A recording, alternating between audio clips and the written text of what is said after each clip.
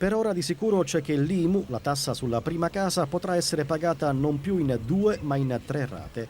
La prima entro il 18 giugno, la seconda entro il 17 settembre, la terza entro il 17 dicembre.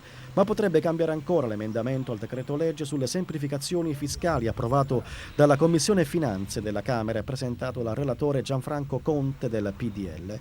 Si attende il voto su un'altra modifica accantonata che chiede di rendere facoltativa la seconda rata, quella di settembre, lasciando al contribuente la possibilità di fare 2 soli versamenti e rispettare le scadenze previste tra l'acconto del 50% a giugno ed il saldo a dicembre. Un modo per evitare al cittadino di avere a che fare 3 volte con la temibile burocrazia italiana, ma anche l'ennesima puntata di una riforma che cambia giorno dopo giorno. Ma il problema non è pagare a rate, il problema è avere i soldi per pagare. Detto questo, non ci deve preoccupare l'IMU, perché quello che verrà dopo l'IMU sarà peggio.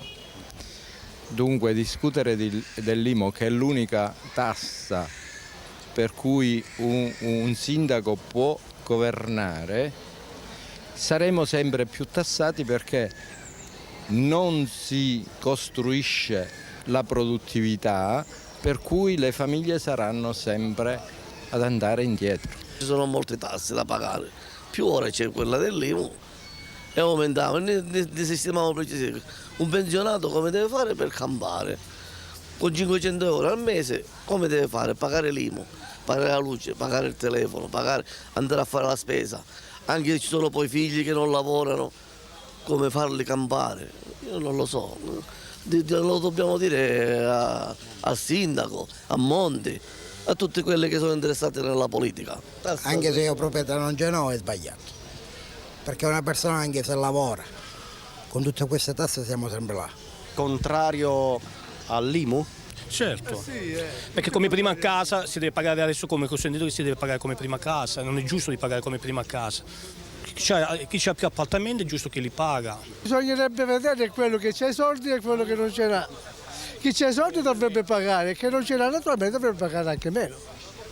Il fatto che qua in Italia c'è chi frega di qua e c'è chi frega di là. Oggi naturalmente si vive, naturalmente se metto tutte queste tasse non si vive più. I cittadini contribuenti dunque sono amareggiati. La crisi economica dell'Italia si sta ripercuotendo sugli stessi abitanti, di cui alcune situazioni finanziarie sono così disastrate da spingere a togliersi la vita. L'ondata di suicidi dovuti a problemi economici infatti non accenna a fermarsi.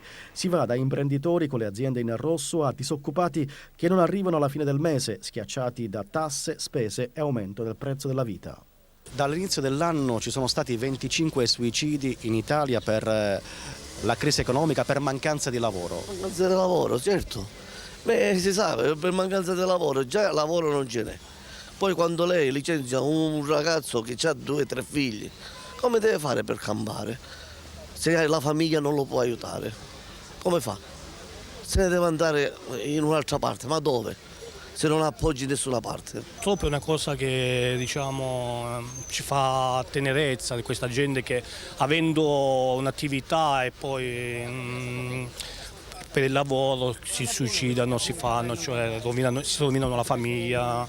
Purtroppo è venuto un mondo, ci siamo lamentati di altri governanti, però questo qua non è tanto bello come